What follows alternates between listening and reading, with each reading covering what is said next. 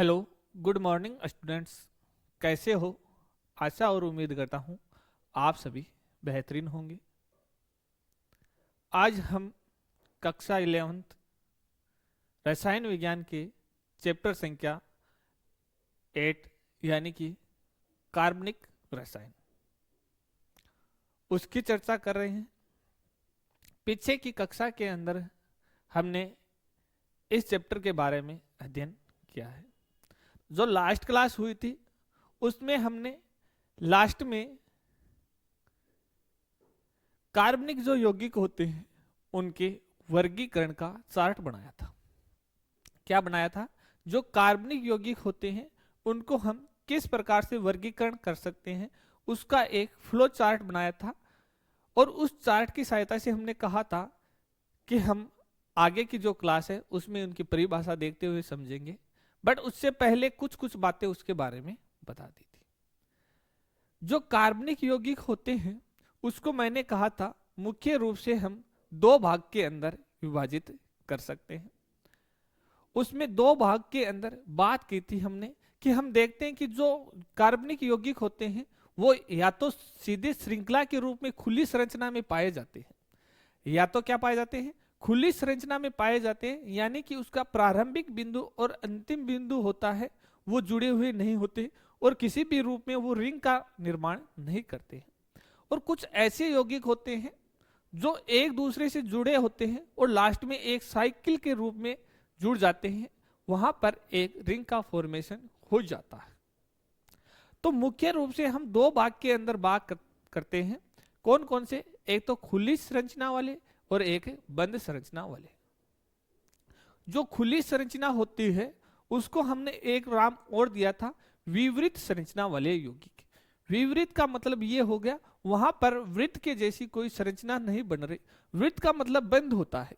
क्या होता है? बंद होता है। इसलिए यहां पर हम शब्द भी काम में ले लेते हैं, विवृत शब्द काम में लेना स्टार्ट कर देते हैं ताकि हमारे याद अच्छे से रह जाए। वृत्त देखा होता है कि वो कैसा होता है, बिल्कुल गोल होता है, इसलिए हम यहाँ पर विवृत शब्द लेते हैं। वी का मतलब यानी कि वो कंप्लीट वृत्त नहीं होता। जिस प्रकार वो कंप्लीट वृत्त नहीं होता, बीच में से छूटे रहते हैं, उसी प्रकार ये भी श्रृंखला क्या रहती है, खुली संरचना रहती है। और दूसरा हमने जो बंद संरचना लिया था वहां पर संवृत्त नाम लिखा था, यानी कि वृत्त के सहित जैसी संरचना। जैसे वृत्त में बंद होती है चारों ओर से, उसी प्रकार की यदि कार्बनिक यौगिक होते हैं उनकी संरचना बंद होती है तो वहां पर हम बंद संरचना वाले यौगिक के बारे में अध्ययन करेंगे। तो सबसे पहले हमारा जो वर्गीकरण है वो वही वर्गीकरण है खुली संरचना वाले वर्गीकरण, विवृत संरचना वाले यौगिक। तो आइए बात करते हैं विवृत संरचना वाले यौगिक क्या होते हैं। तो मैंने कहा जो खुली संरचना वाले कार्बनिक यौगिक होते हैं उनको विवृत संरचना वाले यौगिक कहते हैं। इनकी डेफिनेशन के रूप में हम सिर्फ एक लाइन ही लिखेंगे, अचक्रीय यौगिक भी इनको कहते हैं, यानी यहां पर किसी भी प्रकार का चक्र कंप्लीट नहीं होता है। तो मैं परिभाषा लिखना चाहूं यहां पर अचक्रीय यौगिक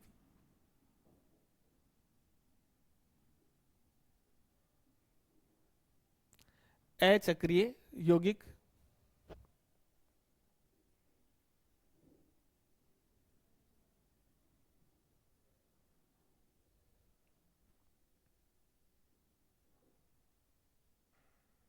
कार्बनिक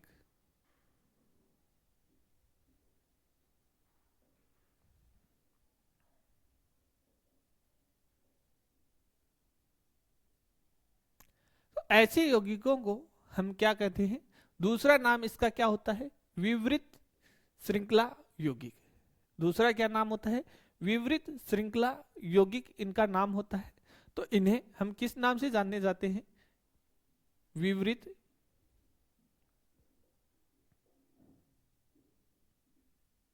श्रृंखला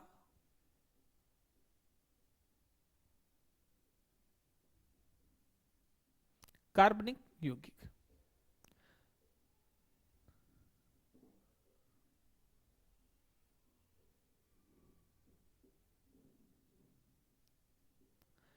या फिर हम खुली संरचना भी कह देते हैं। दूसरा शब्द, तीसरा शब्द भी काम ले लेते हैं, खुली संरचना वाले कार्बनिक यौगिक।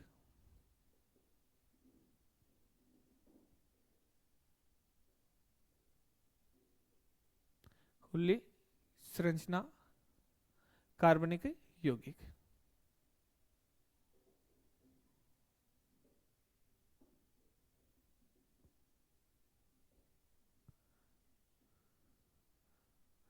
तो मैं बात करना चाहूं तो इसके अंदर हम क्या लिख सकते हैं कि वे कार्बनिक यौगिक जो श्रृंखला का निर्माण, बंद श्रृंखला का निर्माण नहीं करते हैं, उन्हें हम अचक्रीय, विवृत एंड खुली संरचना वाले यौगिक कहते हैं। वे कार्बनिक यौगिक, इसकी परिभाषा ये हो जाएगी, वे कार्बनिक यौगिक, वे कार्बनिक यौगिक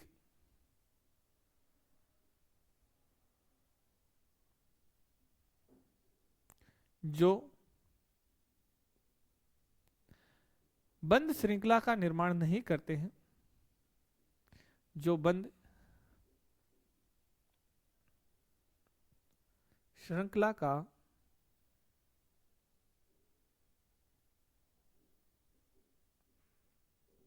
निर्माण नहीं करते हैं, जो बंद श्रृंखला का निर्माण नहीं करते हैं,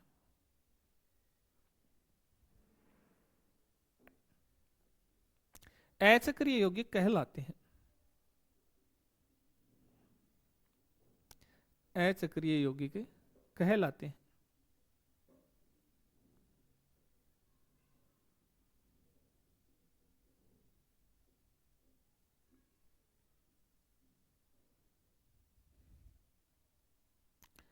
अब देखो ये क्या कहलाते हैं, अचक्रीय यौगिक कहलाते हैं, यानी कि ये एक बंद श्रृंखला का निर्माण नहीं करते हैं। तो किस प्रकार से पाए जाते हैं, एग्जाम्पल के रूप में हम देखना चाहिए, उदाहरण देखना चाहें तो देखो ये इस रूप में पाए जाते हैं। जैसे मेरे पास में ये कोई श्रृंखला हो गई,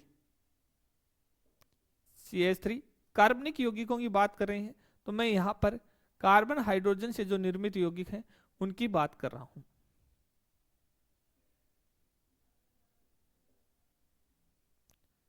ये कार्बनिक यौगिक है।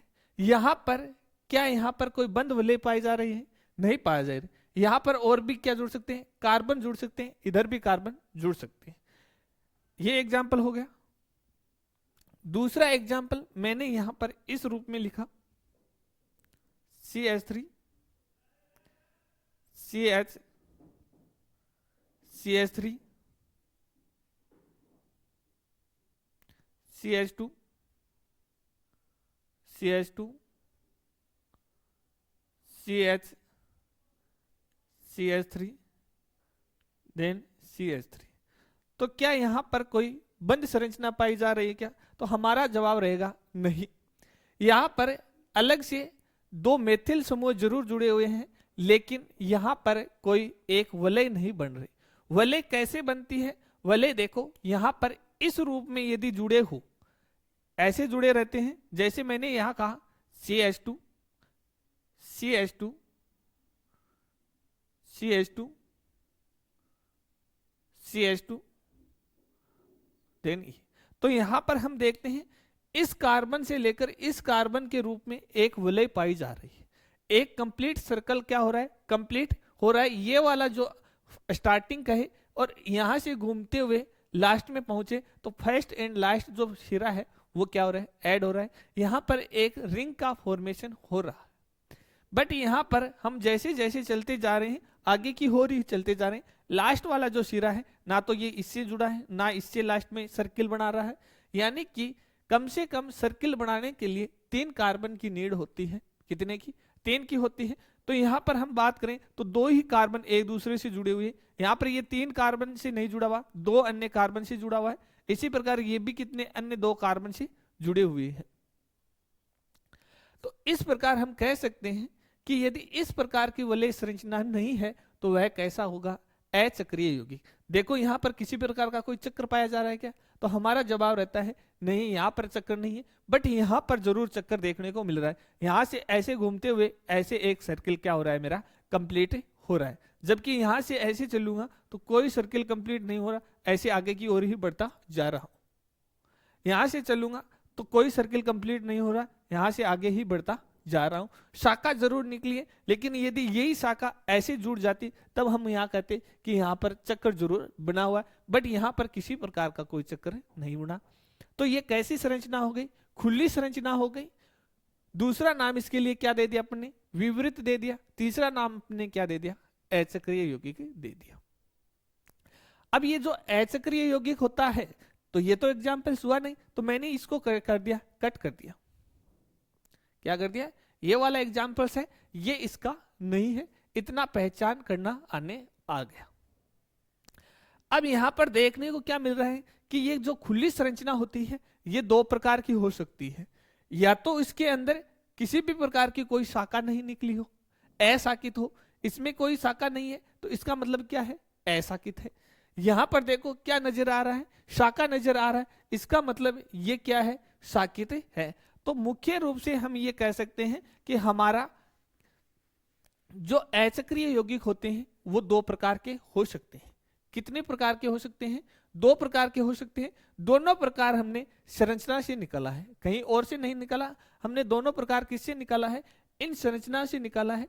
कौन कौन से हैं? शाकित एंड अशाकित। दोनों प्रकार कौन से हो गए? एक में तो देखो यहां पर किसी भी प्रकार की कोई शाखा नहीं है, तो ये तो क्या हो गया? अशाकित।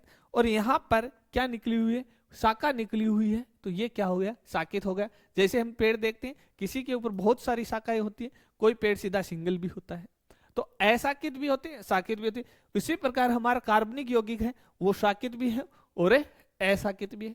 तो मैं यहां पर ये लिख सकता हूं कि जो कार्बनिक यौगिक है, अचक्रीय यौगिक है, ये दो प्रकार के होते हैं। सबसे पहले हमने लिखा ये है, दो प्रकार के होते हैं।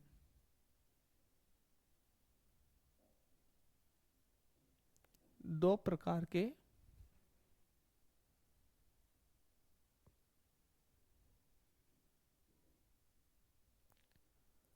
होते हैं। दो प्रकार हमने इससे सीख लिया, इन्हीं एग्जाम्पल से। एक में शाखा नहीं है, एक में शाखा है, तो मैंने यहां पर कहा ए नंबर के अंदर शाकित, अशाकित है।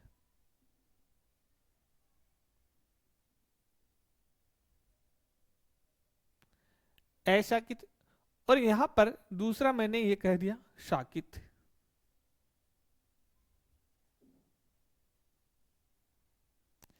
शाकित अचक्रीय यौगिक।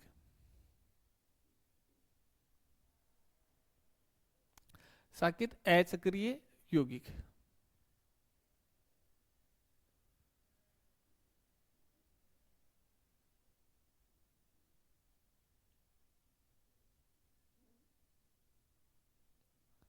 और ये क्या हो गया? अशाकित अचक्रीय यौगिक।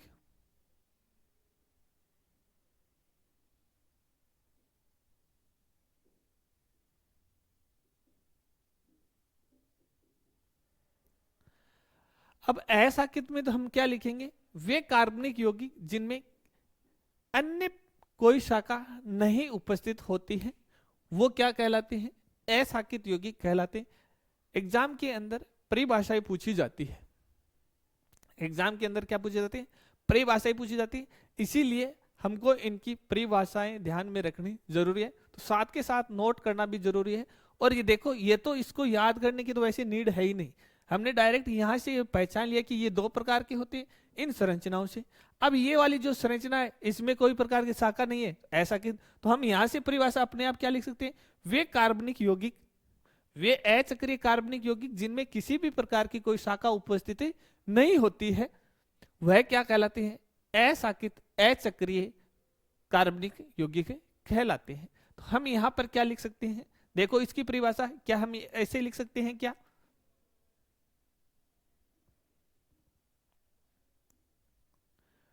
वे अचक्रीय कार्बनिक यौगिक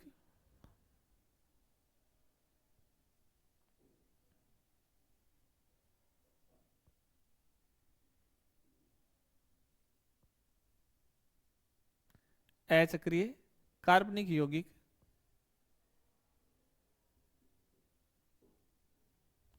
जिनमें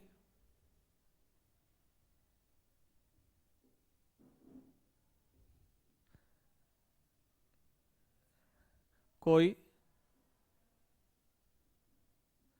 अन्य शाखा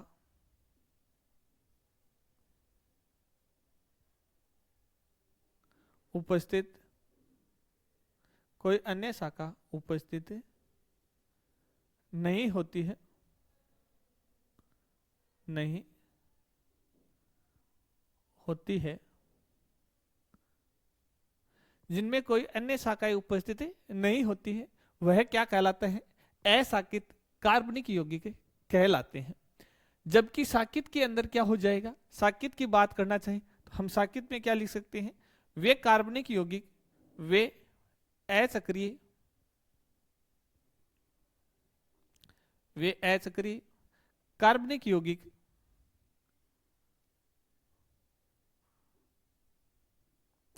वे अचक्रीय कार्बनिक यौगिक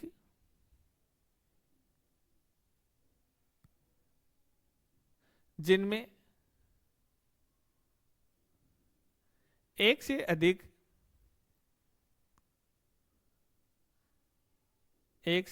अधिक शाखा उपस्थित हो, एक से अधिक शाखा उपस्थित हो, शाखित अचक्रीय यौगिक कहलाते हैं। शाखित अचक्रीय यौगिक कहलाते हैं।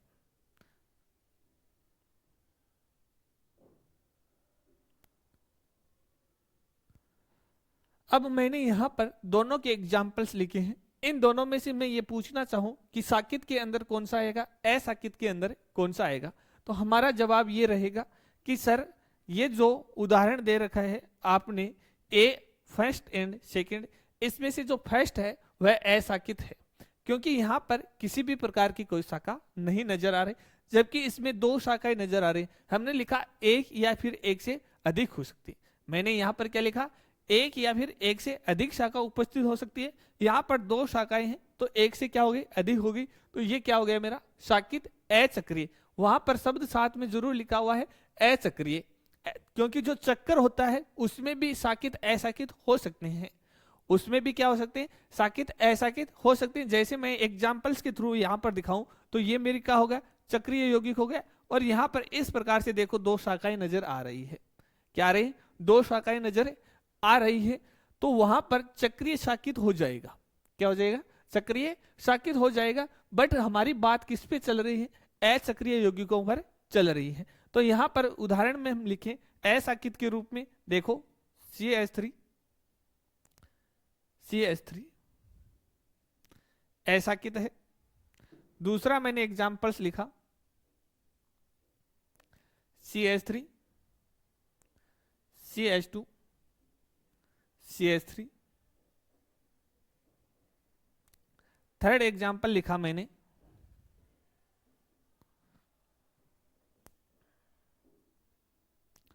CH3 CH2 CH2 then CH3। Four examples लिखा मैंने CH3 CH2 CH2 CH2 CH3। तो देखो इन सब के अंदर एक ही शाखा है, एक से अधिक नहीं है। कहने का मतलब एक शाखा का मतलब ये हो गया कोई अलग से इसमें कुछ नहीं है। जैसे ये पाथ इस रूप में चल रहा है तो इसमें ये कोई भी अन्य से कोई शाखा ही नहीं नजर आ रही है। ये मैन चेन हो गई, ये मैन क्या हो गया? ब्रांच हो गया, पेड़ का तना हो गया। ये क्या हो गया? जैसे ये एक पेड़ का तना हो जाता है, ऐसे फिर उसमें शाखाएं नजर आती है आपको देखने को। तो ये तो क्या हो गया? एक पेड़ का तना हो गया। ये तो क्या हो गया? पेड़ का तना हो गया। क्या इसमें कोई अन्य नजर आ रहे हैं क्या? हमारा जवाब होता है नहीं। तो ये क्या हो गया? अशाकित चक्रीय यौगिक। यहां पर किसी भी प्रकार का कोई चक्र नहीं बन रहा। अब देखिए मैं बात करना चाहता हूं शाकित की। तो शाकित की बात करेंगे तो एग्जाम्पल्स लिखेंगे हम यहां पर। देखो मैं यहां पर एग्जाम्पल्स लिखना स्टार्ट किया। फर्स्ट एग्जाम्पल्स लिखा मैंने CH3 CH CH3 CH3। Second examples मैंने लिखा CH3, CH, CH3, CH, CH3, CH3। तो देखो यहां पर ये तो क्या हो गया, इस पेड़ का मुख्य चेन हो गया, यानी कि मेन तना हो गया। अब इस तने में से एक अन्य शाखाएं नजर आ रही हैं, बट यहां पर हम देखते हैं तो इसमें किसी भी प्रकार से देखो कोई साइड में नजर आ रहा है क्या? हमारा जवाब रहता है नो। इस एग्जाम्पल में हम देखना चाहें तो क्या यहां पर कोई अन्य शाखा नजर आती है क्या? हमारा जवाब रहता है नहीं। इसकी बात करें तो क्या हमारा नजर आता है क्या? नहीं। इसकी बात करें नहीं। बट यहां पर हम जब देखते हैं तो यहां पर इस डब्बे में से एक बाहर कार्बन नजर आ रहा है।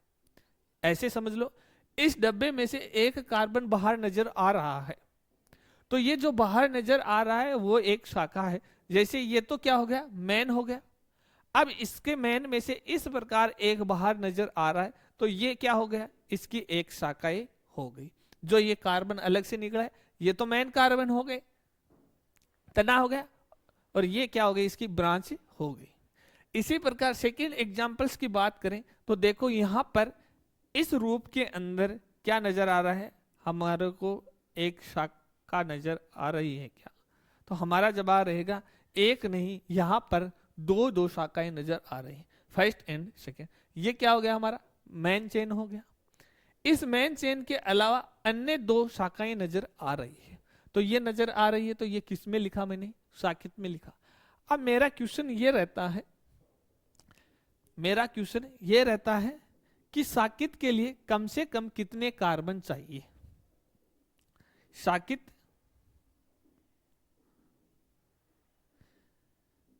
यौगिकों के लिए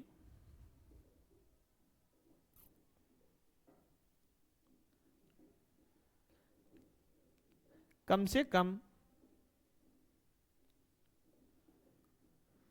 कितने कार्बन होने चाहिए? कम से कम कितने कार्बन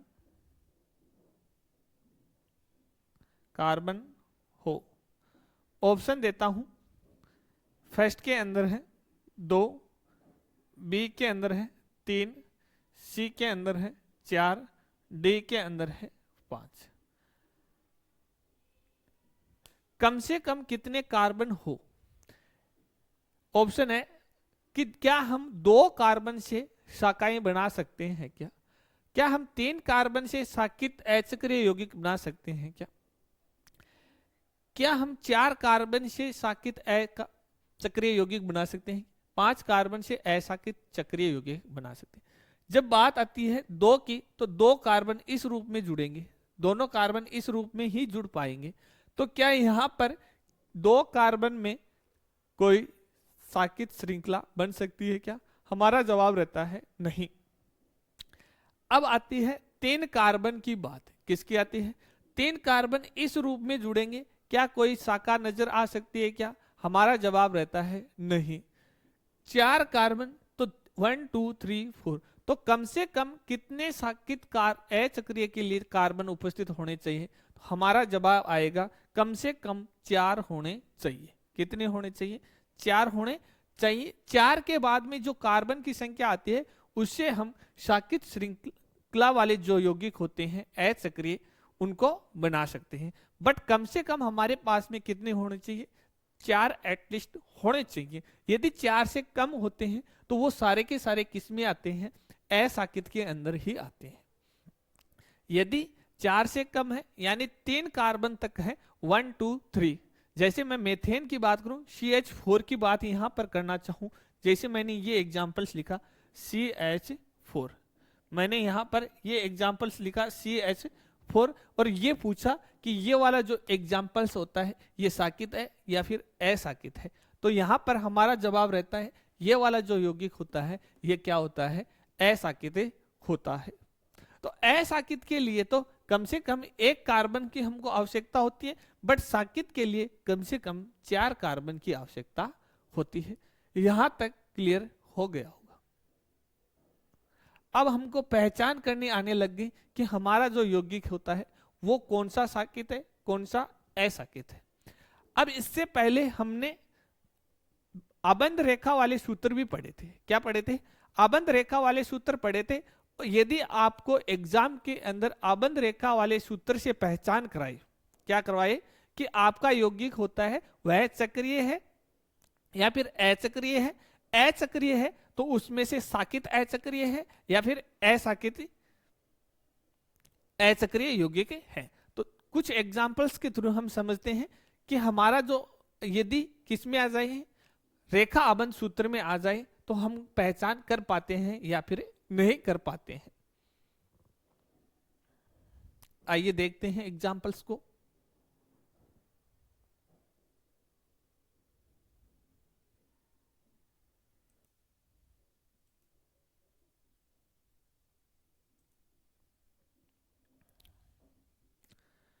पहचान करनी है कि हमारा जो यौगिक है वह साकित है या फिर असाकित है।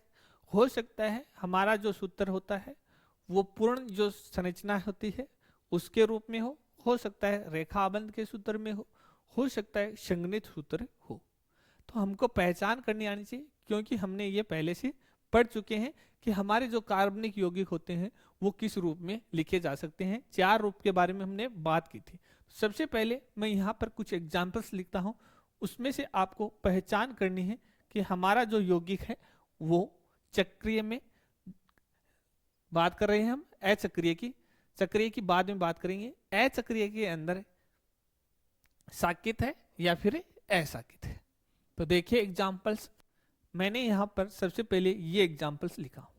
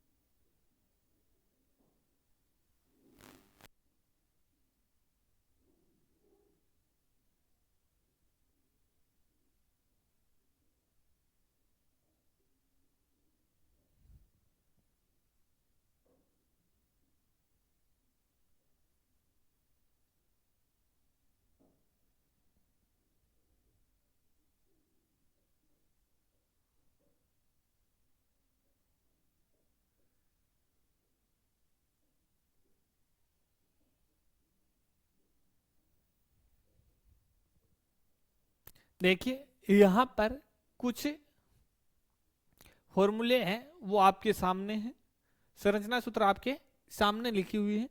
आपको सिर्फ इतना डिसाइड करना है कि हमारा जो सूत्र लिखा है उसमें कौन सा साकित है और कौन सा असाकित है। इन यौगिकों में से आपको ये बताना है कौन सा तो साकित है और कौन सा असाकित है। आइए ट्राई करते हैं। सबसे पहले फर्स्ट एग्जाम्पल से स्टार्ट करते हैं। तो जब हम फर्स्ट एग्जाम्पल्स की बात करेंगे तो हम देखते हैं कि देखो ये तो हमारी सीधी ब्रांच हो गई, बट मैंने ये कहा था कि जब भी आप कोई कार्बनिक श्रृंखला ले रहे हो तो आप उसको स्टार्टिंग से लेकर इस प्रकार से चलो कि उसमें कोई कटे ना लगे। तो यहाँ पर हम देखते हैं कोई अन्य प्रकार से कोई कटे नहीं लग रहा है, तो यहाँ पर ये क्या है, असाकित है। यहाँ पर आप देख रहे हो कि ये नीचे इस प्रकार से निकला हुआ है, ऐसे है, ऐसे बनकर ये एल टाइप हो रहा है। ऐसे ही नजर आ रहा होगा आपको कि ये आपका जो फॉर्मूला है ये इस प्रकार से एल टाइप नजर आ रहा है। बट वास्तव में हम जब क्या करते हैं, कार्बनिक यौगिकों की हम क्या करते हैं, नंबरिंग करते हैं। क्या करते हैं, कार्बनिक यौगिकों की हम जब नंबरिंग करते हैं, नामकरण करते समय, तो हम देखते हैं कि इस प्रकार से हम सेलेक्ट करते हैं चेन को कि उसमें बीच में कोई कट ना लगे। जब कट लग जाता है तो वो क्लोज वहीं पर ही हो जाती है। तो मैं यहां से चलना स्टार्ट किया, ऐसे चलते हुए वापस मैं यहां पर पहुंच गया। तो यहाँ पर कोई अन्य प्रकार से कोई कट नहीं लगा, कोई अन्य ब्रांच नहीं निकली, तो यहाँ पर कोई ब्रांच नहीं निकलती है। इसका मतलब ये क्या हो गया, मेरा असाकित हो गया। ये क्या हो गया, असाकित हो गया। तो यहाँ पर हम ये लिख सकते हैं असाकित। क्या हो गया मेरा, ये असाकित हो गया। इसके बाद में देखो यहाँ पर ये वाली जो संरचना है, ये कौन सी संरचना है, तो हम पढ़ चुके हैं कि यदि कार्बन हाइड्रोजन को नहीं दर्शाया जाता है तो वह रेखा आबंधन सूत्र होता है। कैसे होते हैं, रेखा आबंधन सूत्र में इस प्रकार से ही बात करते थे। अब यहां पर यह देखना है क्या ये साकित है या फिर असाकित है। तो मैं यहां से चलना स्टार्ट करता हूं, तो देखो इस रूप में हम चलना स्टार्ट करेंगे ऐसे।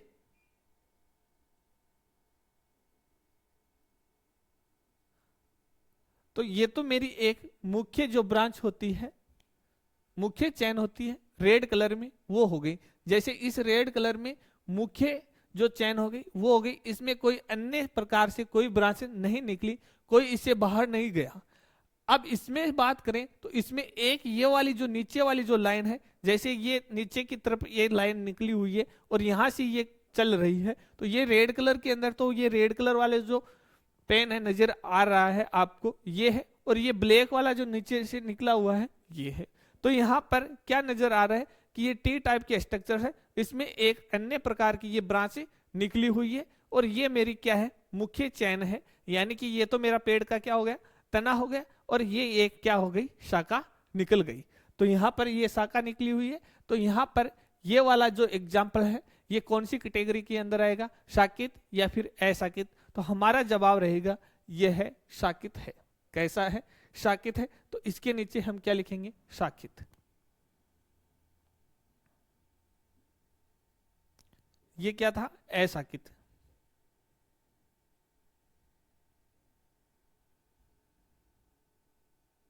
पूरा नाम लिख दो, अशाकित। अब देखो ये वाला है, ये शाकित है या अशाकित है। तो मैंने कहा कि मेरे को इस प्रकार से एक ब्रांच नजर आ रही थी, वो मैंने ब्रांच बना ली। तो ये ब्रांच से बाहर निकल गया, तो ये भी मेरा क्या हो गया, शाकित। क्या हो गया, शाकित हो गया। अब आप फटाफट से कर सकते हो कौन सा शाकित है, कौन सा अशाकित है। ये वाला है, ये शाकित होगा या फिर अशाकित होगा। तो देखो यहाँ पर एक अन्य शाखाएं निकली हुई है इस प्रकार से, तो ये मेरा ये भी कैसा हो गया, शाकित हो गया। क्या ये शाकित है, अशाकित है, देखते ही नजर आ रहा है ये भी कैसा है, शाकित है।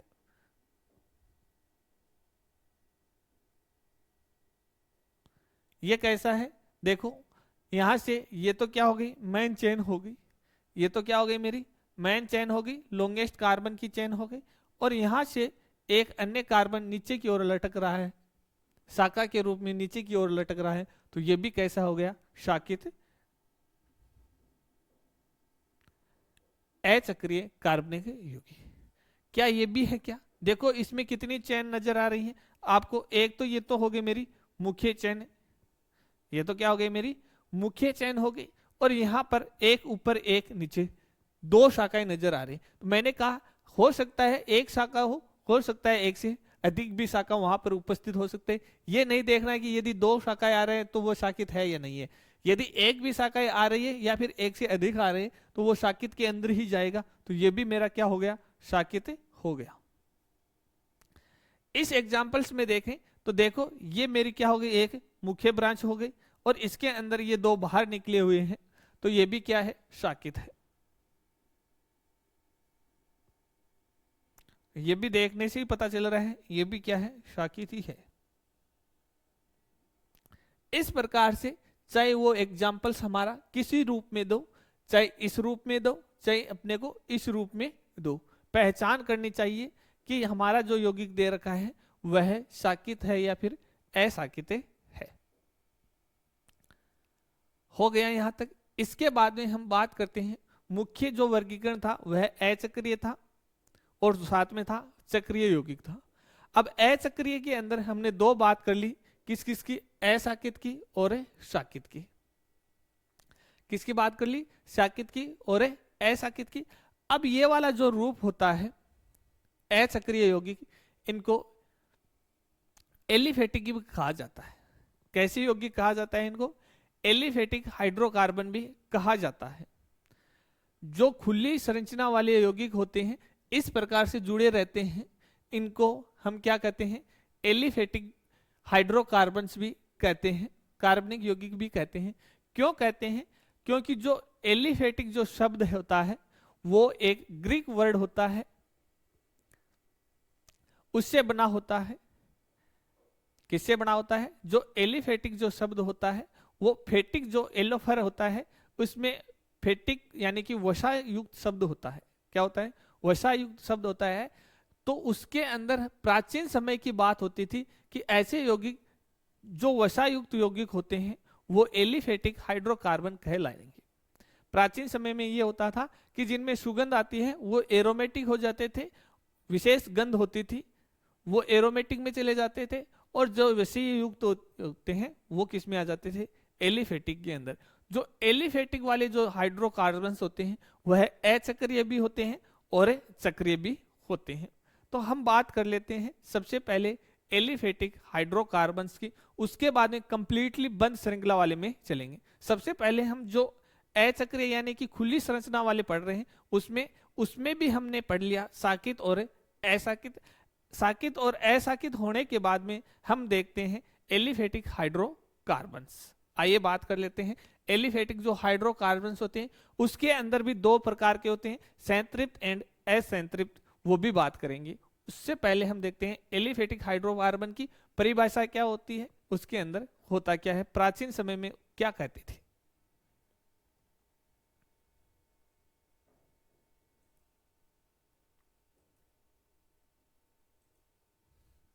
मैंने कहा जो अचक्रीय यौगिक होते हैं विविध श्रृंखला वाले, इन यौगिकों को एलिफेटिक यौगिक भी कहा जाता है। क्या कहा जाता है, एलिफेटिक यौगिक भी कहा जाता है। तीन शब्द पहले देख चुके हैं, खुली संरचना वाले, विवरित वाले, अचक्रीय वाले। और अब मैं ये कह रहा हूं ऐसे यौगिकों को एलिफेटिक यौगिक भी कहा जाता है।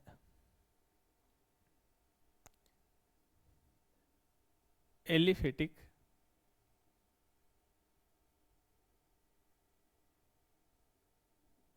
यौगिक होता यह था, मैंने अभी अभी बताया है कि प्राचीन जो समय था उस समय ये पहचान की जाती थी कि वे कार्बनिक यौगिक जिनके अंदर वसा हो, यानी कि जो वसा युक्त यौगिक थे उन यौगिकों को एलिफेटिक यौगिक कहते थे। कहने का मतलब ये था, उसके पीछे का जो लॉजिक ये था कि जो एलिफेटिक जो वर्ड होता है वो एक ग्रीक भाषा का वर्ड होता है। ये जो एलिफेटिक जो वर्ड है ये एक ग्रीक भाषा का जो वर्ड होता है एलिफर है, उससे बना होता है। और एलिफर जो शब्द होता है उसका वास्तव में अर्थ देखा जाए तो वसा अर्थ होता है। इसीलिए ऐसे यौगिकों को वसीय यौगिक भी कहा जाता था। कैसे यौगिक कहा जाता था, वसीय यौगिक भी कहा जाता था। तो हम कह सकते हैं कि वे यौगिक जो वसा युक्त होते हैं उनको एलिफेटिक भी कह सकते हैं। और ये यौगिक होते कैसे हैं, अभी अभी अपन ने चर्चा की है, विवृत श्रृंखला वाले यौगिक होते हैं। तो सबसे पहले हम इसमें लिखना चाहें तो ये लिख सकते हैं एलिफेटिक शब्द,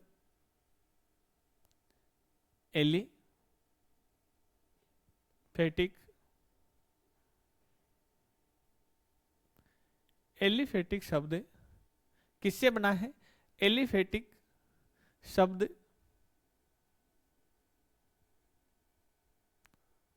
ग्रीक भाषा के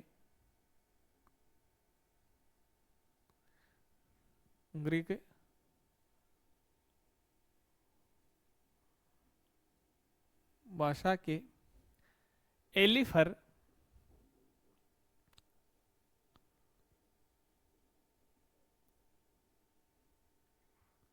से बना है, एलिफर से बना है, जिसका अर्थ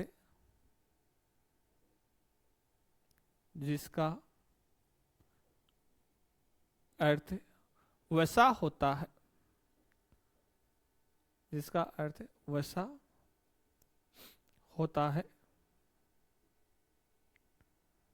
क्या होता है? वसा होता है। वसा होने के कारण प्राचीन समय में एलिफेटिक यौगिकों को वशीय यौगिक भी कहते थे।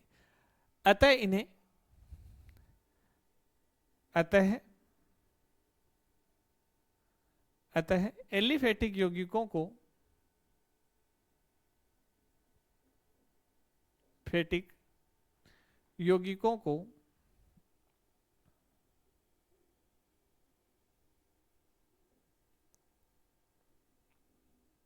वशीय यौगिक भी कहते हैं। वशीय यौगिक भी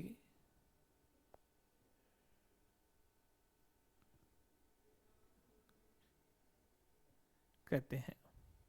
यानी कि वशीय यौगिक कहने का मुख्य कारण यही था कि इनको वशीय यौगिक क्यों कहते हैं, क्योंकि एलिफेटिक जो शब्द होता है वो एक ग्रीक भाषा के शब्द एलिफर से बना होता है, जिसका अर्थ वशा होता है। इसी कारण प्राचीन समय में इन्हें क्या कहा जाता था? वशीय यौगिक भी कहा जाता था। यही कारण था कि वशीय यौगिक क्यों कहते थे। अब बात आती है कि जो एलिफेटिक यौगिक होते हैं वो कितने प्रकार के होते हैं। तो हम किसकी बात कर रहे हैं? हाइड्रोकार्बन्स की बात कर रहे हैं। तो मुख्य रूप से हम देखते हैं कि जो एलिफेटिक यौगिक होते हैं वो दो प्रकार के हो सकते हैं। दो प्रकार के कौन से हो सकते हैं? एक तो हाइड्रोकार्बन्स हो सकते हैं, एक तो क्या हो सकते हैं? हाइड्रोकार्बन्स हो सकते हैं। दूसरा हो सकता है हाइड्रोकार्बन के व्युत्पन्न। एक तो हाइड्रोकार्बन हो सकते हैं, दूसरा हमने ये कह दिया हाइड्रोकार्बन के व्युत्पन्न।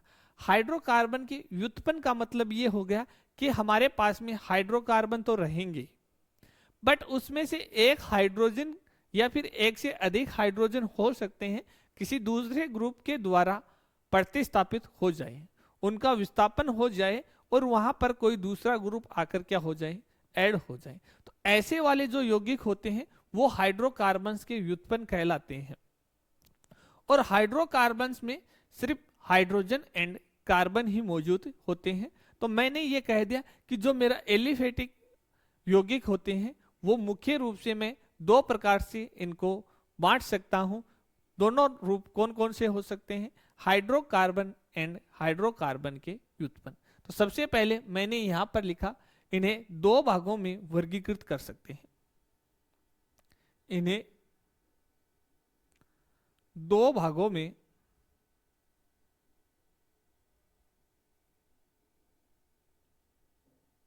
वर्गीकृत किया जा सकता है।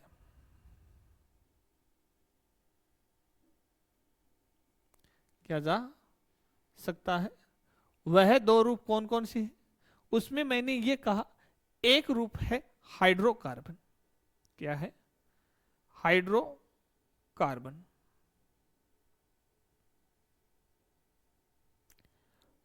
एंड सेकेंड रूप है हाइड्रोकार्बन के व्युत्पन्न।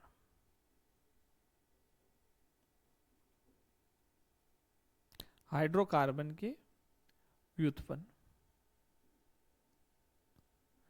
अब हाइड्रोकार्बन के व्युत्पन्न का मीनिंग मैंने ये समझाया कि जैसे मेरे पास में मान लो सिर्फ हाइड्रोजन एंड कार्बन के ही जुड़े हुए हैं, कोई ऐसी संरचना, ऐसा फॉर्मूला जिसमें सिर्फ कार्बन और हाइड्रोजन उपस्थित है, वो तो मेरा हाइड्रोकार्बन भी आएगा।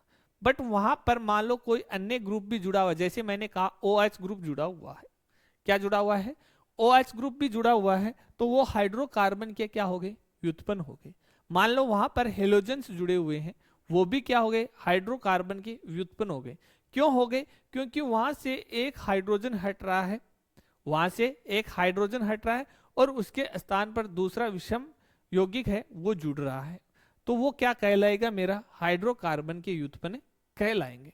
तो हाइड्रो जो कार्बन होता है, सबसे पहले हम बात करेंगे हाइड्रोकार्बन की। दोनों की परिभाषाएं मैंने बता दी है। सबसे पहले मैं यहां पर लिखना चाहूं, क्या लिखूंगा? हाइड्रोकार्बन। हाइड्रोकार्बन में हाइड्रोजन एंड कार्बन होते हैं। क्या होते हैं? हाइड्रोकार्बन में हाइड्रोजन एंड कार्बन उपस्थित होते हैं। तो मैं लिख सकता हूं वे यौगिक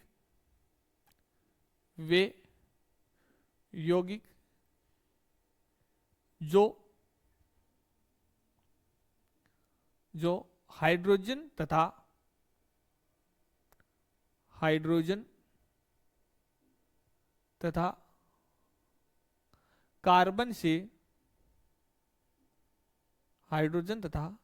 कार्बन से मिलकर बने होते हैं।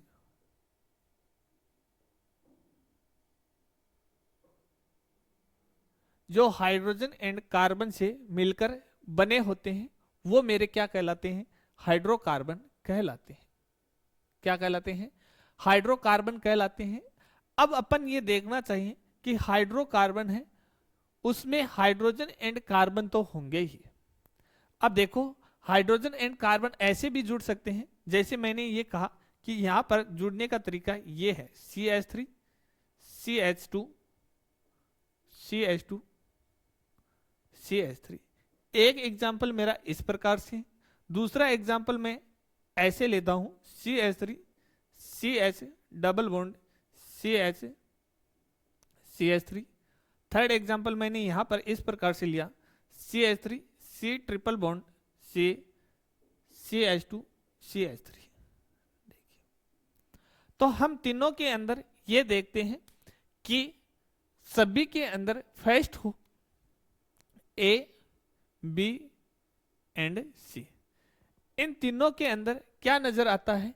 Carbon and hydrogen. इसमें भी क्या है? Carbon carbon carbon carbon, hydrogen hydrogen hydrogen hydrogen. इसमें क्या है? Carbon carbon carbon carbon, hydrogen hydrogen hydrogen. इसमें क्या है?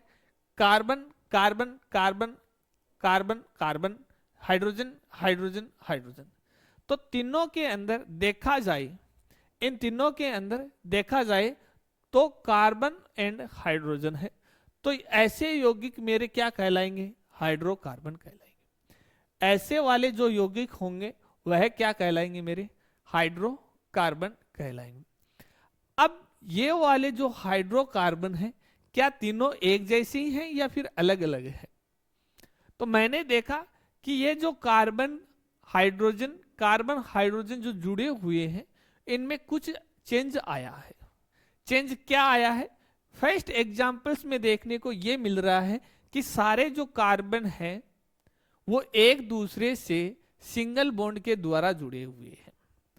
यानी कि इसमें ये वाला कार्बन इसके साथ में एकल बॉन्ड के द्वारा, ये वाला कार्बन इसके साथ एकल आबंध, ये वाला कार्बन इसके साथ में एकल आबंध। बट सेकेंड वाले में हम देखते हैं कि फर्स्ट कार्बन है वो सेकेंड के साथ में तो फर्स्ट एकल आबंध के द्वारा जुड़ा हुआ है, बट यहां पर सेकेंड कार्बन है वो थर्ड कार्बन से, दोनों के बीच में सेकेंड एंड थर्ड कार्बन है, यहां पर डबल बॉन्ड प्रेजेंट है। कौन सा बॉन्ड प्रेजेंट है? यहां पर डबल बॉन्ड है, फिर क्या है? सिंगल बॉन्ड है। इस ए के अंदर सारे के सारे सिंगल बॉन्ड थे। देन थर्ड सी के अंदर बात करें तो एक ट्रिपल बॉन्ड आया है एंड सिंगल बॉन्ड आया है। तो तीनों के अंदर हमको कुछ न कुछ अंतर देखने को मिला। जब जब अंतर देखने को मिलता है वहां पर वर्गीकरण संभव हो जाता है।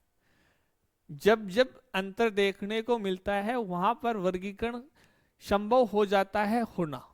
तो हम यहां पर क्या कर सकते हैं? बॉन्ड के आधार पर, यानी कि ये जो बॉन्ड है कार्बन कार्बन के बिटवीन, इन बॉन्ड के आधार पर हाइड्रोकार्बन को हम वर्गीकृत किया जा सकता है। क्या किया जा सकता है?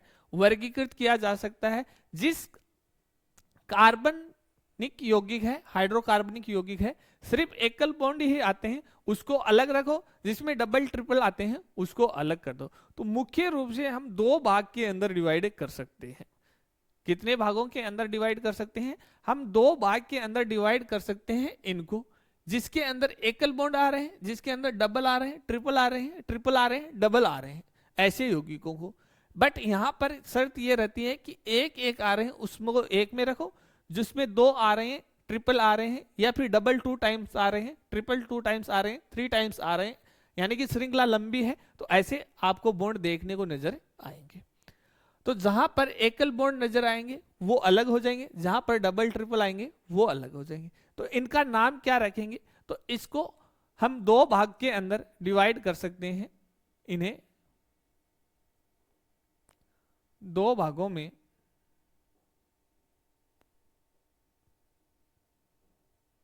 वर्गीकृत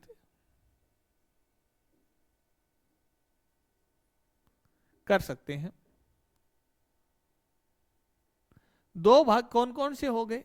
मैंने कहा जिसके अंदर कार्बन कार्बन सिंगल बॉन्ड आते हैं वो एक हो जाएंगे, जिसमें डबल ट्रिपल आते हैं वो एक हो जाएंगे। तो सबसे पहले जिसमें एकल एकल आते हैं उन्हें कहते हैं संतृप्त हाइड्रोकार्बन। क्या कहते हैं? संतृप्त हाइड्रोकार्बन।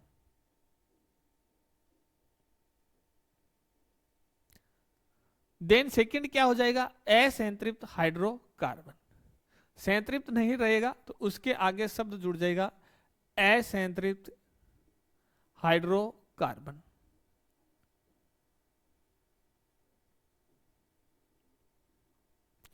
असंतृप्त हाइड्रोकार्बन।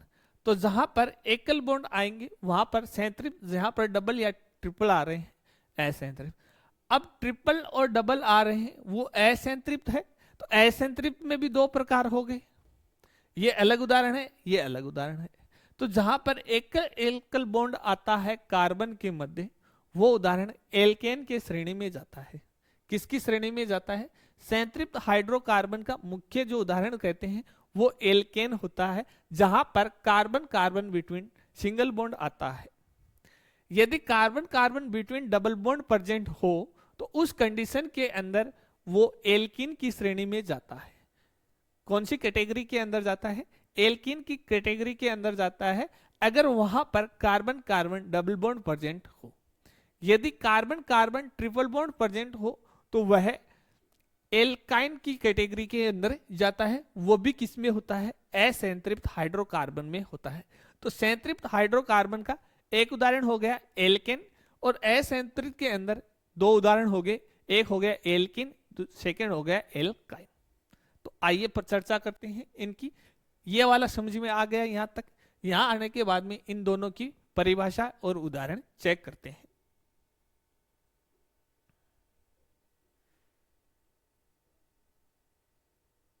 कि कौन सा बॉन्ड आया है।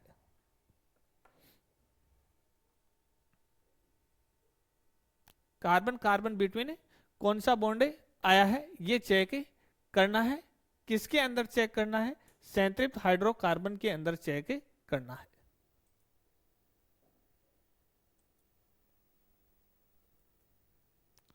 संतृप्त हाइड्रोकार्बन इसमें लिखेंगे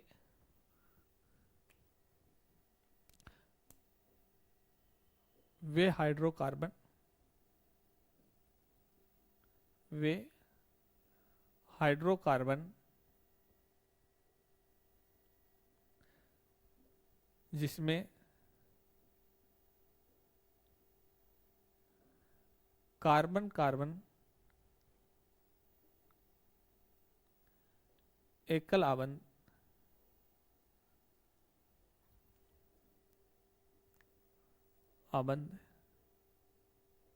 उपस्थित होते हैं।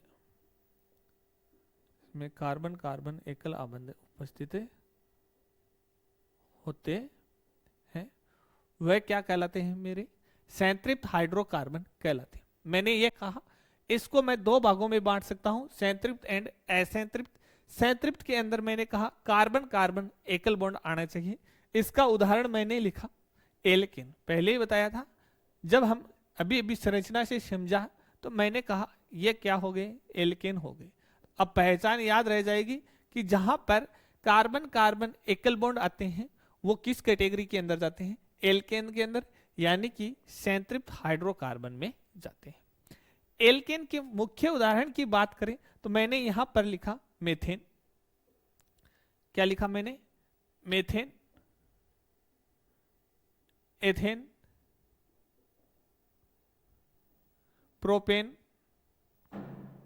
मेथेन, एथेन, प्रोपेन, एटीसी आदि। मेथेन में मैंने लिखा कि इस प्रकार से आपको देखने को मिलेगा। एथेन के अंदर ये देखने को मिलेगा कार्बन कार्बन सिंगल बॉन्ड, और प्रोपेन के अंदर इस प्रकार से ब्रांच देखने को मिलेगी। देखो तीनों एग्जाम्पल्स में हम क्या देखते हैं कि कार्बन कार्बन सिंगल बॉन्ड है, यहां पर कोई अन्य कार्बन नहीं आया हुआ है। सेकेंड के अंदर देखिए तो कार्बन कार्बन दोनों के मध्य एकल बॉन्ड ही है। इस प्रोपेन के अंदर कार्बन एकल बॉन्ड, कार्बन एकल बॉन्ड, तो सबके अंदर क्या है? एकल बॉन्ड ही है।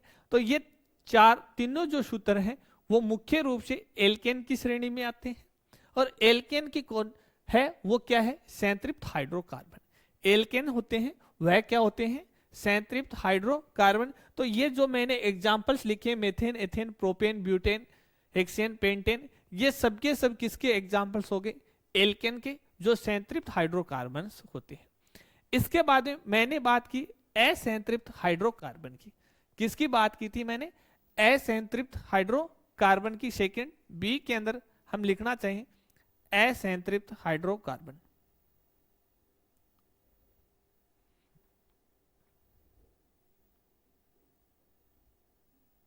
असंतृप्त हाइड्रोकार्बन में मैंने कहा था कि दो प्रकार को आपको नजर आती है संरचना, जहां पर कार्बन कार्बन डबल बॉन्ड भी देखने को मिलता है और कार्बन कार्बन ट्रिपल बॉन्ड भी देखने को मिलता है। तो इसके मुख्यतः दो उदाहरण हो गए। दो उदाहरण कौन कौन से हो गए? एक तो हो गया इसका एल्किन। क्या हो गया? एल्किन। एंड सेकेंड इसका उदाहरण हो गया एल्काइन।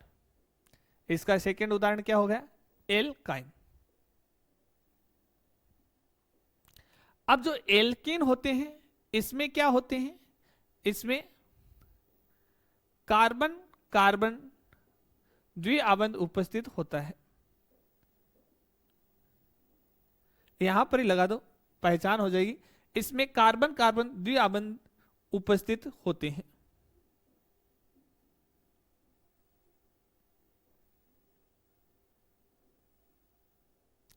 और जो एल्काइंस होते हैं इसमें कार्बन कार्बन त्रिआबंध उपस्थित होते हैं। इसमें कार्बन कार्बन त्रिआबंध उपस्थित होते हैं।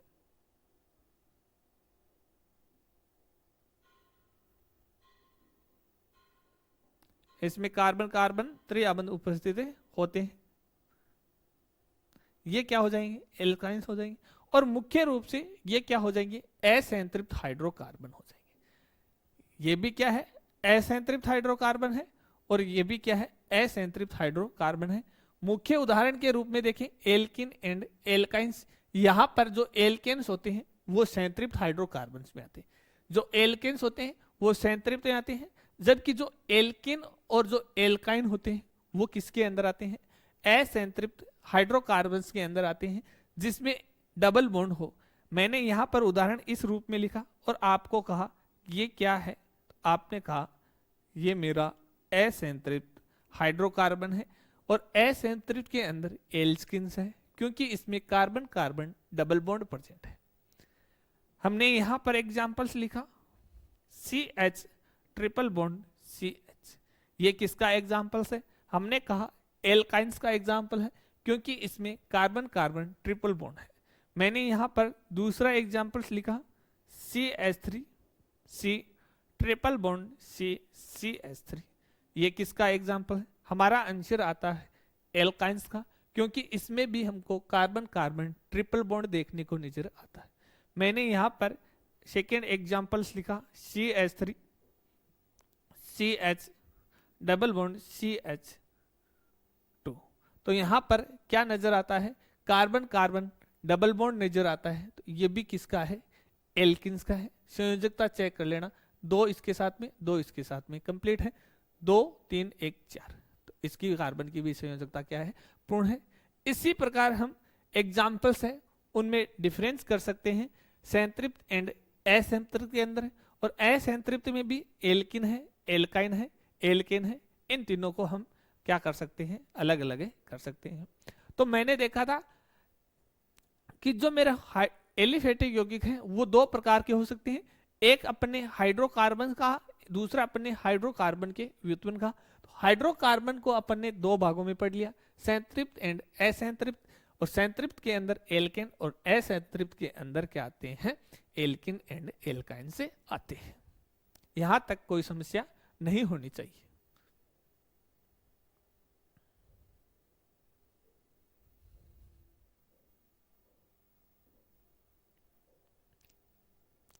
अब मैंने यहां से इस प्रकार से एग्जाम्पल लिखा,